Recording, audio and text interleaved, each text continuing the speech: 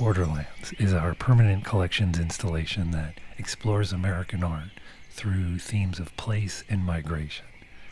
And the first piece most people encounter before they even reach the gallery doors is They're Bound. The work, by Enrique Martinez Celaya, was painted directly on the glass facade inside of the Scott Gallery's north entrance.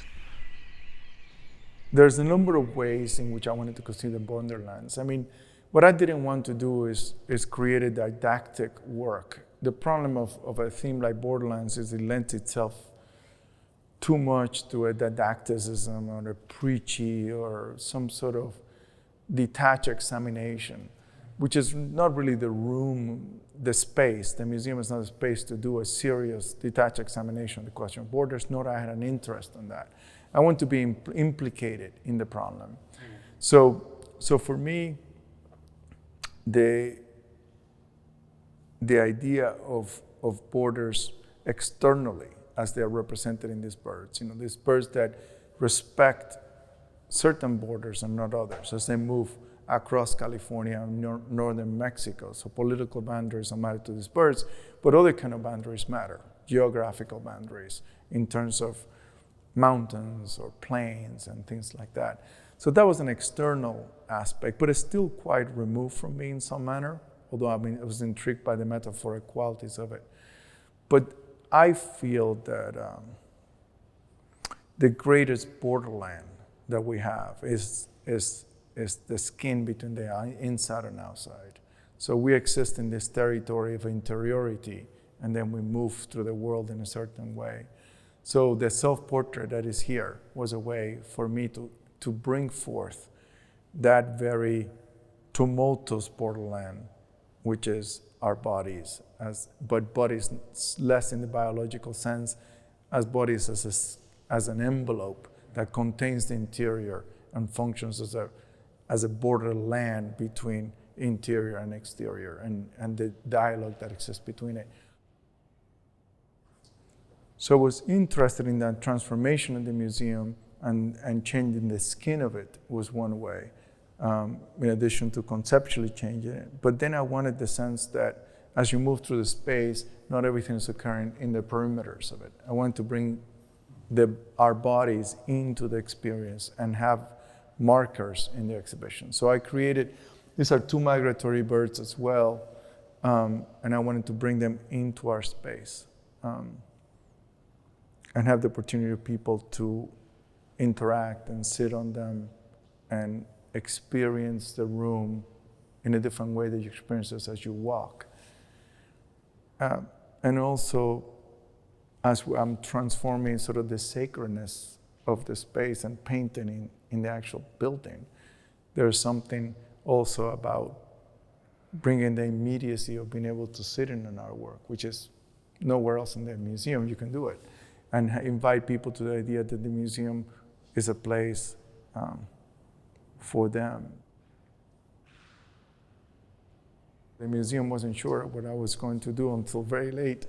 And I wanted sort of the spontaneity of how the material, this is a special glass paint, which I never used before. I was interested in learning that without any expertise, that kind of being an amateur while working was really important to me. And of course, when I first came to this building, the fact that you can't be in this gallery without seeing sort of the power of those mountains and what the mountains really stand for as the whole environment in which the Huntington is set. In some ways, the emphasis of Borderlands tend to be about space, about a certain location, an area that is perhaps contested or the lands around a border. And I wanted to speak out the movement through it. And so I chose two very different movements. The red lines here are the freeways of California. So the human movement as it moves across. So starting Northern California to Southern California. And then the green lines are in the same exact territory, the movement of migratory birds through it.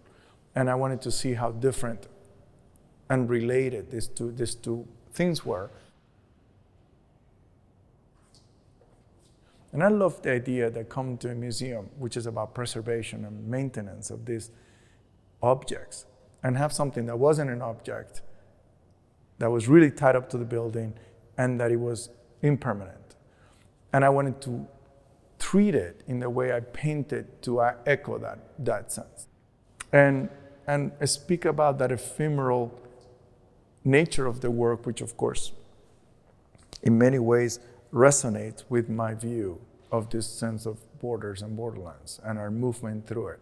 All these migratory birds, many of them barely make it past one migration, and then it's the offsprings that do the next migration. So I was listening to two things when I was doing this. I was listening to Leonard Cohen, and I was listening to T.S. Eliot, four quartets. There's a certain rhythm and repetition to the four quartets, and time is so important in that repetition. But for about 2 years, I was deep inside of it. I couldn't see the world other than through the four quartets. And that coincided with the period that I was thinking about this work. The collision of these paths was very important. Then bringing the words from Eliot is a different way to have paths and movements. Was not so much an explanation of what's going on as a substrate, an emotional substrate on which I work. I have been involved in the enterprise of trying to bring words and images together for a long time. I feel like all that I have studied for so many years about that have shown me that I have no idea how to do it. I feel I see everyone who does it, and I see the gimmick in it. So when I put him here, it's not in any way a successful idea. It is an idea that this thing needs to be inscribed with these words and what they echo. But also the quartets point to me how much is possible and how insufficient my capabilities are to get to that place. And I like to be in that place of deficit, because then in many ways opens possibilities, frees me in many ways to say what I'm doing is not really that good. And that both challenged me to do something better and frees me to think there's nothing precious about my wisdom or my skills or anything, because I have Eliot as an example.